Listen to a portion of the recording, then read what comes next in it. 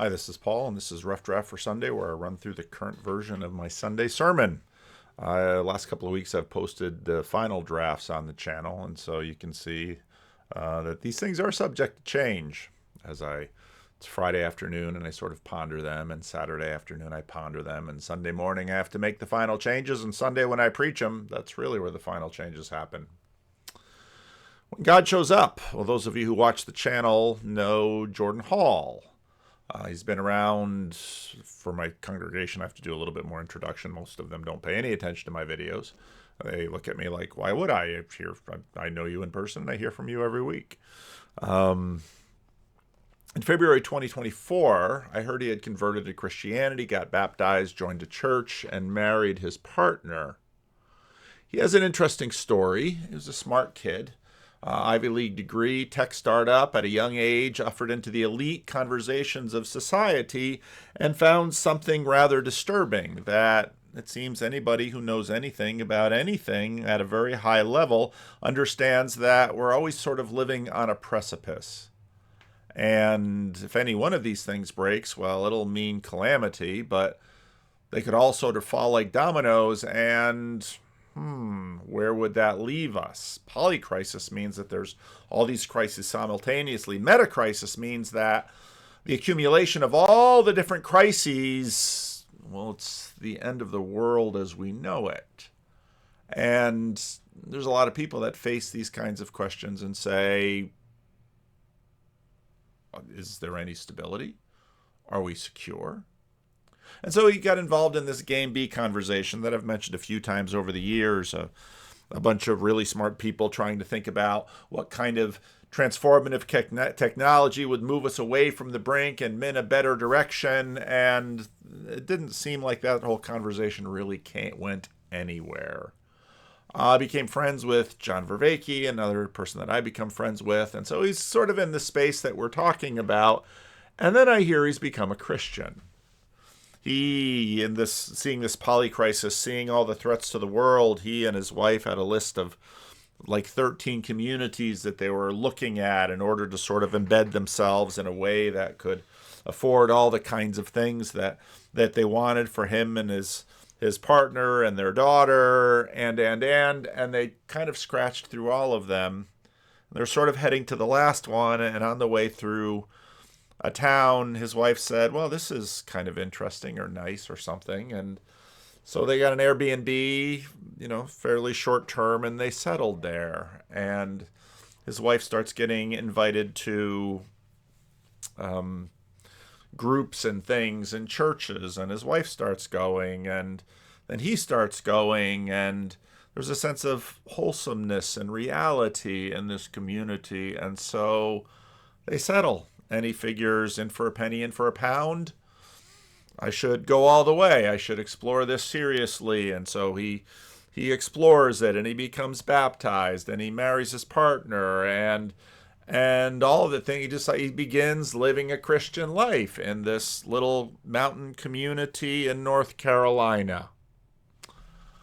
And who ever heard of a hurricane hitting a mountain community? We're used to it along the coast, but bang, Hurricane Helene comes in and hits that town and that area. And I didn't know the geography of where he had settled, because it's not an area I'm at all familiar with. But then I start getting messages from people on the internet saying, do you know if Jordan Hall is okay? I was like, I don't know. And eventually said, yeah, we're okay. And so then I sent him a note at one point, and I said, well, when it's all sort of settled down, let me know. I'd love to have a talk with you about your experience, because if there's one thing I've learned as a pastor, I know there's nothing like a calamity to provoke a worldview examination and sometimes a change. And so I really wondered how his new religion would sit with this catastrophe that hit. And I wanted to ask him some questions about it.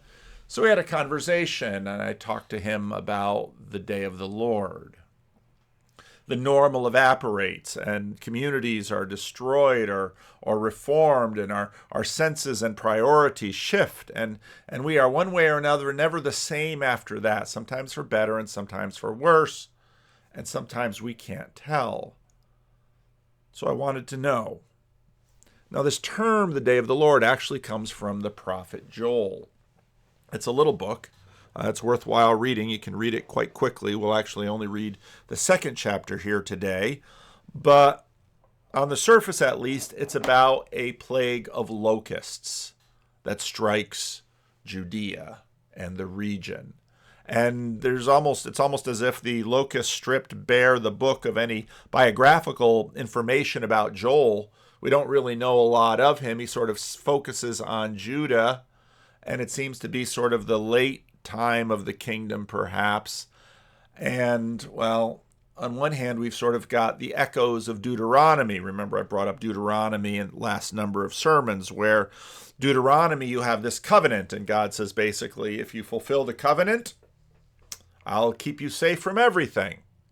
And if you fail the covenant, you'll be subject to plagues and curses. And so, of course, when the plagues come, they say, well, we failed the covenant. Well, it's not just they suddenly woke up and thought in some secret way they failed the covenant. If you've been following along, they've had some dramatic failures of the covenant. And in fact, the stories, many of the books of the Old Testament focus on that. There are also resonances of the book are they really talking about grasshoppers, or are they talking about the Babylonians? Scholars have raised those questions. Blow the trumpet in Zion, sound the alarm on my holy hill. Let all who live in the land tremble, for the day of the Lord is coming. It is close at hand. A day of darkness and gloom, a day of clouds and blackness. Like dawn spreading across the mountains, a large and mighty army comes, such as never was in ancient times, nor will ever be seen again. I should put a little box around that.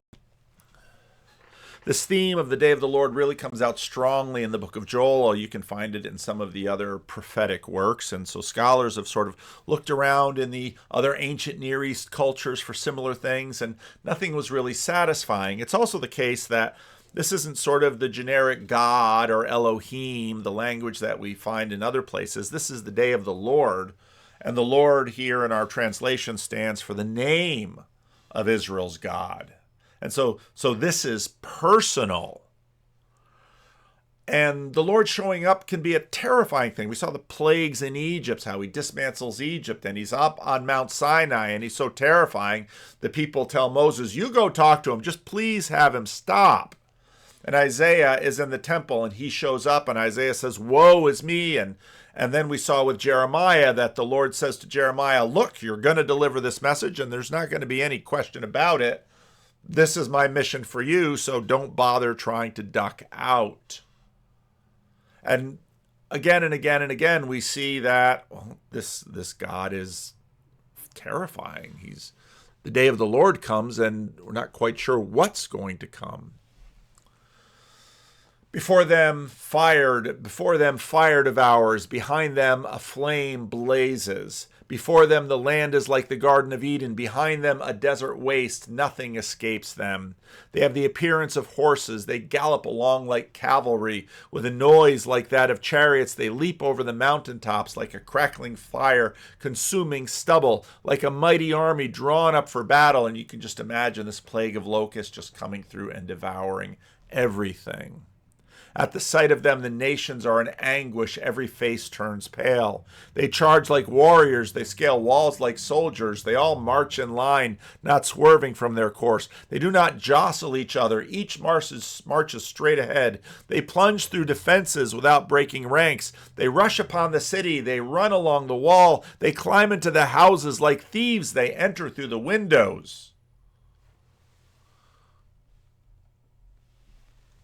Before them, the heavens, the earth shakes, the heavens tremble, the sun and the moon are darkened, and stars no longer shine.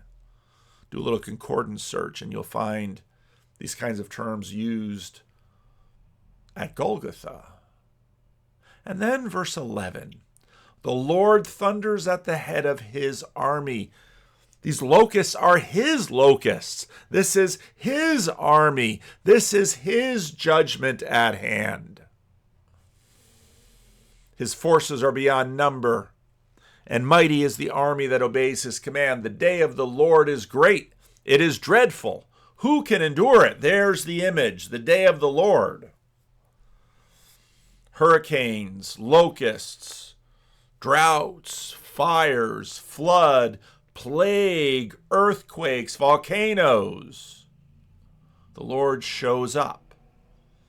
We're not quite sure what to do about this. I think a lot of us say, well, our God is sort of warm and cuddly. Even now declares the Lord, return to me with all your heart and with fasting and weeping and mourning. Pour your heart, rend your heart and not your garments. Return to the Lord your God, for he is gracious and compassionate, slow to anger, abounding in love, and he relents from sending calamity. Who knows, he may turn and relent and leave behind a blessing, grain offerings and drink offerings for the Lord your God. Now this is sort of the heart of a lot of the religious conversation over the last 500 years. Does worshiping the Lord prevent calamity? The hurricane hit by all accounts, a community with all sorts of churches in it. And this has been noticed and regularly for the last 500 years. Certainly, sort of like we saw in the book of Daniel, we want a clear line. We want the evildoers get squashed and moved aside and burned and wrecked while the righteous sort of stand and they're not touched by the calamity. That's what we're looking for. Blow the trumpet in Zion, declare a holy fast. Remember the holy fast that we heard in Jeremiah, where they declared a holy fast. Maybe if we fast all of a sudden, and the word of Jeremiah was, your fasting has come a little late. Gather the people, consecrate the assembly, bring together the elders, gather the children, those nursing at the breast. Let the bridegroom leave his room and the bride her chamber. This is an emergency. Everything must stop. Our focus is right here, and maybe, oh maybe, God will relent. Now, even though this is sort of the crux of the modernist dilemma, we also have this saying, no atheist in foxholes. It almost seems as if when calamity comes, people who can sort of blithely keep the Lord at a distance most of the time suddenly get very religious. Tim Keller had a small church plant in New York City. Come the disasters of 9/11, suddenly he has a mega church. Let the priest who ministers before the Lord weep between the portico and the altar. Let them say, spare your people, Lord. Do not make your inheritance an object of scorn, a byword among the nations. Why should they say among the peoples, where is their God? Because the nations evaluated gods according to outcomes. Surely the Babylonians must have the great God because they kicked over the God of Israel. But somehow the God of Israel managed to endure that, and not so much the God of Babylon. Why is that? Then the Lord was jealous for his land and took pity on his people. The Lord replied to them, I am sending you grain, new wine, and olive oil, enough to satisfy you. Never again will I make you an object of scorn to the nations. I will drive the northern horde far from you, pushing into a parched and barren land. Its eastern ranks will drown in the Red Sea, and its western ranks in the Mediterranean Sea, and its stench will go up, its smell will rise. The Dominicans used to have a say, el agua paga su daño, which meant that floodwaters pay for its damage, and the ground is revived and restored, and after the flood, your land is more fertile. The same God who brings calamity brings relief. Surely he has done great things. Do not be afraid, land of Judah. Be glad and rejoice. Surely the Lord has done great things. Do not be afraid, you wild animals, for the pastures in the wilderness are becoming green, and the trees are bearing their fruit. The fig tree and the vine yield their riches. Be glad, people of Zion. Rejoice in the Lord your God, for he has given you the autumn rains because he is faithful. He sends you abundant showers, both autumn and spring rains as before. The threshing floors will be filled with grain, and the vats will overflow with new wine and oil. then, of course, you get the sense that with prosperity, the people forget. We're very strange creatures when it comes to these kinds of things. I will repay you for the years the locusts have eaten, the great locust and the young locust, the other locust and the locust swarm, my great army that I sent among you. There's no, two gods here warring. It's just one. You will have plenty to eat until you are full. You will praise the name of the Lord your God, who has worked wonders for you. Never again will my people be shamed. Then you will know that I am Israel, that I am the Lord your God, and that there is no other. Never again will my people be shamed. And this is part of the reason people read this book and they're like, well, there's the locusts, but then there's the Babylonians, and then there's the pre-exilic, the exilic, and the post-exilic prophets, and we get these promises, and we don't quite know what to make of them. I often liken it to viewing mountains, because it's really fun if you take an airplane and look down upon the mountains. They look so small and short compared to the 30,000 feet you're flying at if it's a clear day, and they're all sort of spread out. And you could say, oh, there and there and there and there, there's all this separation. But especially in the eastern Sierra, if you're driving towards that magnificent wall of mountains that is the Sierra, they're all bunched up and together, and the prophet's vision is like that. All of this stuff is sort of compressed, and you see it sort of all flat from below, not from above. But then Joel gets even weirder. And afterward I will pour out my spirit on all people. Your sons and your daughters will prophesy, your old men will dream dreams, and your young men will see visions. Even on my servants, both men and women, I will pour out my spirit in those days. Now, at a very basic level, we get the difference between good times and hard times. And again, we sort of always want the good times and we don't want the hard times.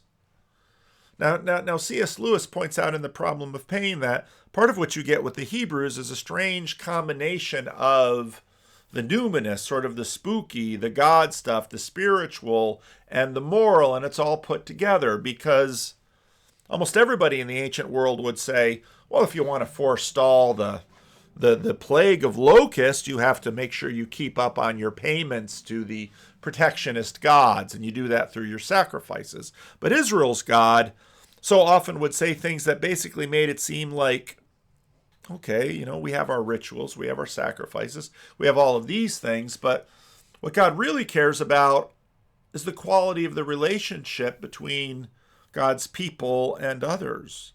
The people within their own land, how they treated the poor, how they treated the foreigner, how they related, there's a relational witness that's already in Israel and in her covenant that God is saying, this is what I care about. John Walton notes, contrasting the ancient Near East oracles, they just want the sacrifices. Israel's God wants behaviors. The God of Israel's neighbors are asked to be fed. Israel's God is asking to be loved and obeyed. And so after all of this drama about fasting and feasting and locusts and everything, he comes and says, now I'm going to pour out my spirit on all people. Sons and daughters will prophesy. Old men will dream dreams. Young men will see visions. I will pour out my spirit in those days. And it's like, well, what is this for? We were sort of wanting security for our bellies and our property and all of this. And now you're promising that you will pour out your spirit? What does that mean? I will show wonders in the heavens and on earth, blood and fire and smoke and billows of smoke. Wait a minute. We thought that these were natural disasters. And now you're saying you're going to pour out your spirit, and then there's going to be these signs. The sun will be turned to darkness and the moon to blood before the coming of the great and dreadful day of the Lord. And everyone who calls on the name of the Lord will be saved. For on Mount Zion and in Jerusalem there will be deliverance, as the Lord has said, even among the survivors whom the Lord calls. And see, now it gets weird. Because, we sort of thought in this transactional way that maybe what the temple was for and what Jerusalem was for was that it would forestall the natural disaster. But now Joel has seemed to switch the conversation into a new vein. And he's talking about something deeper than just our physical security. He's talking about something that actually, now that we notice it, we begin to see this is really what we care for. Because people will suffer for a cause, but they will kill themselves for lack of meaning. Most of us just want the calamities of the world to stay away, or we want to visit disasters to gape at them from the quiet of our own homes, to look at them through our television screens. What exactly are we getting here? We say we want Deuteronomy. We say we want, here are the rules, fulfill them, and you'll be happy, wealthy, and secure. But not so fast. Dostoevsky, in his book Notes from the Underground, noted the strange thing about human beings. In the 19th century, people liked to say, well, human beings are rational, and what they understood by rational was, well, if we sort of do the right thing, then we'll get what we want. Well, what do we want? Well, we want to be happy, healthy, and well, and prosperous, and secure. But Dostoevsky makes the point that actually, take a human being and shower him with every earthly blessing. Drown him in a sea of happiness so that nothing but bubbles of bliss can be seen on the surface. Give him economic prosperity such as that he should have nothing else to do but sleep, eat cakes, and busy himself with the continuation of his species. And even then, out of sheer ingratitude, sheer spite, man would pay him some nasty trick. What does he mean? He means that we'd blow it up ourselves. We'd put our cakes and our security at risk just because, well, we don't know why, just because. I remember when I was visiting this alligator farm in Florida once, and there's this massive alligator sitting in this pool that was just a little bit big enough for him, and there he just sat, and we people would walk by and sort of gape at him. And I asked, I said, he's just laying there. And one of the guys at the alligator farm said, yeah, we just throw fish we buy in the supermarket at him. And he's happy. He just sits there. He just wants warm water and chicken from the supermarket. And there he'll sit. Is this what we are? Is this what you want to be? I bet not. But explain to me, why not? So I talked with Jordan Hall, and we talked about the day of the Lord, and we talked about the hurricane that hit his town. We talked about Hiroshima, and basically he said, it's sort of funny what we've got going here, because Hiroshima lasted for seconds, minutes, cancer longer. What we've done, though, to ourselves is basically turned that on its side. We are now living through a truly chronic and deeply subtle apocalypse. And so just take, for example, the notion of what happens to the light, to the meaningfulness of life when people are oriented. The classic example is a family that's gone out to dinner. They're not talking to each other. They're just sitting and scrolling on their cell phones. But then if you imagine them on their deathbed, and that they only spent 6 minutes with the people they most loved, everything else was spent in this superficial trap. Then it will land potently that we've just sort of given our lives away. You actually were killed. You were taken into the gas chamber. You were executed, but slowly, very, very, very slowly. You've been made complicit in this horror, which is even more insidious. So maybe the word insidious is the best way of putting it. It's subtle, but most fundamentally, it's insidious. And we do it voluntarily. And this is really interesting challenge because while it takes a potent courage to charge the machine gun nest in the realm of the loud and the coarse-grained and the acute, and so when the hurricane comes or the disaster befalls, we rise to the challenge and suddenly we're heroic creatures. But when everything is comfortable, we die slowly. It takes a different kind of courage to be able to respond to the reality of the insidious. And so that's part of our revelation. And the part of the revelation is, in our case, what happened was all of the distractions got turned off. So the hurricane came. A lot of what he had learned suddenly became alive. I will show wonders in the heavens and on the earth, billows and fires of smoke. The sun will be turned to darkness and the moon to blood before the coming of the great and terrible and dreadful day of the Lord. And of course, that is what happens at Golgotha. And everyone who calls on the name of the Lord will be saved. For on Mount Zion and in Jerusalem there will be deliverance, as the Lord has said, even among the survivors whom the Lord calls. The survivors being those who outlasted the locust and outlasted the Babylonian, and outlasted the Persian, and outlasted the Greek, and outlasted the Romans, only to see the strange thing not of Israel's God sending away locusts or sending away Romans, but dying at the hands of the Romans. And all of the signs in the heavens suggested the day of the Lord has come. And everyone for a moment thought, this is a disaster. But then it wasn't. Afterwards, I will pour out my spirit on all people. Your sons and daughters will prophesy. Your old men will dream dreams. Your young men will see visions. Even on my servants, both men and women, I will pour out my spirit in those days. And this, of course, is what Peter remembers on the day of Pentecost. That somehow, whether the death is fast or slow, the insidious is pushed away and something new begins to grow. See, the Christian life is a strange adventure because every other religious life said, well, if you follow the God, that God will make you bulletproof. Sort of like Daniel in those first 6 chapters. And you will always win and you will always have cakes. But we see from Dostoevsky that that's not how our hearts are arranged. That even if, as we experience now in this country, by the grace of God, we have security and prosperity and all of these things, and then we turn and do ourselves in one death scroll at a time. But Christian life is something different because we're called to give our lives away.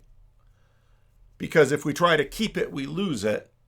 And if we give it away to Him, we receive it back. Jim Elliot said, he is no fool who gives what he cannot keep to gain what he cannot lose. Cosmic skeptic, celebrity, no longer atheist, now kind of agnostic, sometimes sort of wannabe Christian, told a story to John Vervaeke at a big conference in New York, and he quoted Blaise Pascal, and he noticed that people are bored. They can't sit silently in a room, and so they sort of scroll their cell phones. So Blaise Pascal at a thought experiment said, well, imagine that people gamble to stave off the boredom. But, well, every day the bored person goes and places a stake in the hopes that he'll win some money. And this is how he stops himself from being bored. And Pascal says, well, give the man all the money that he could have won in the gambling game on the condition that he can't play anymore. Is he happy then? Wasn't the money the purpose? And you make him unhappy because there's no thrill in it. There's no excitement. So he doesn't just want the money. The Christian doesn't just want the payoff, security, luxury, all the promises of Deuteronomy. Okay, says Pascal, so let him play the game, but guarantee that he'll never win the money. And now he's upset. You've taken the fun away. You need something like not having the thing desired, along with the illusion that once you achieve the thing that's desired, it's going to make you happy. And of course, lottery winners, they win the lottery, they're so excited, and then their levels of happiness within 2 years are basically what they were before. Same with paraplegics, where we seem to imagine that what this life is about is circumstantial. But all of this evidence says it isn't. Because having the thing on its own isn't actually what makes you happy. You'll also need to not have it. So meaning has to be something like slightly self-deceptive position on identifying happiness in something you don't have. And happiness isn't even the right word. Now, as Alex is trying to figure out the world, he says, oh, now you've got the money without the game. You've got food. You've got shelter. You're fine.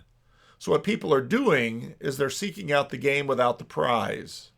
And this is why religion has always done it so well. Because religion is the definition of something that you don't have now, and for your entire life you won't have it, and yet believe that you can have and think that it is desirable. Now, are all religions this way? Or is Alex O'Connor mostly thinking about the Christianity that he's most familiar with? And he talks about it, the fact that he was really happy to be invited there, and it's really meaningful and all of that. And he's been sort of at the borders of Christianity, sometimes sort of hoping to get in, but he can't quite make it work.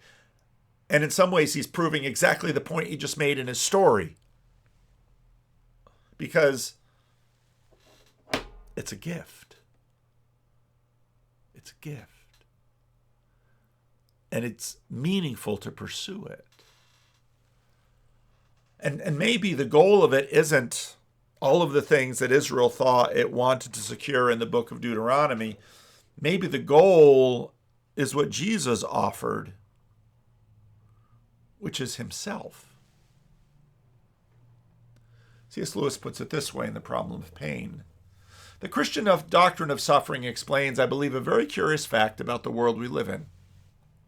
The settled happiness and security which we all desire, God withholds from us by the very nature of the world. But joy, pleasure, and merriment he scatters broadcast. All kinds of people enjoy that. We are never safe, but we have plenty of fun. And some ecstasy. It's not hard to see why. The security we'd crave would teach us to rest our hearts in this world and oppose an obstacle to our return to God. A few moments of happy love, a landscape, a symphony, a merry meeting with our friends, a bath, or a football match have no such tendency. Our Father refreshes us on the journey, or sometimes scares us, with some pleasant inn or some adventurous forays, but will not encourage us to mistake them for home. Because home is not just good walls and a full refrigerator and the promise that SMUD won't raise the rates. Jesus says, I am your home. I have been what you're looking for. Amen.